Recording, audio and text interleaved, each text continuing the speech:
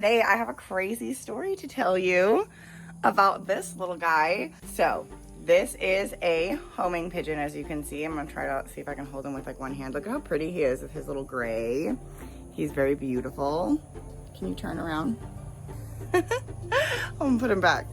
So he has a super crazy story that I'm gonna tell you guys first, but he is out of quarantine today, so we're actually going to put him with the rest of our 7 birds in our flock. But I kind of wanted to tell you guys the story first because it's a super crazy story.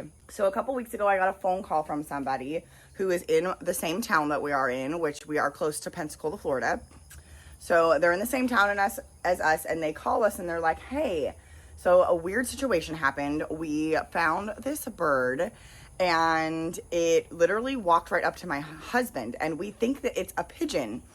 So we put it in a dog crate, and then we went out and bought some seed, and it does have a band. So we called the band number, and the lady is from Georgia. So remember, we're near Pensacola, Florida. This bird flew down from Georgia, and racing pigeons is a thing. There is like a whole sect of people that race pigeons. You know, we do stuff like weddings and, you know, funerals, things like that with our pigeons. That's pretty normal. That does happen. But people will race them. So they will release them off of their property, and then the birds fly back to the property. Something happened. This was one of her older birds who would teach the other birds how to fly and where to go.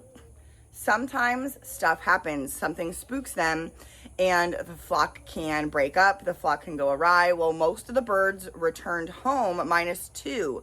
One showed up about an hour from their facility, and then the second one, this one, showed up all the way here in Florida. It's literally such a crazy and wild story. But I am super happy that he did make it here. They rehomed him. We're gonna put him together today. We're probably not gonna get him flying at all yet. I'm gonna get him really comfortable in the crate, just like I did with all the other pigeons.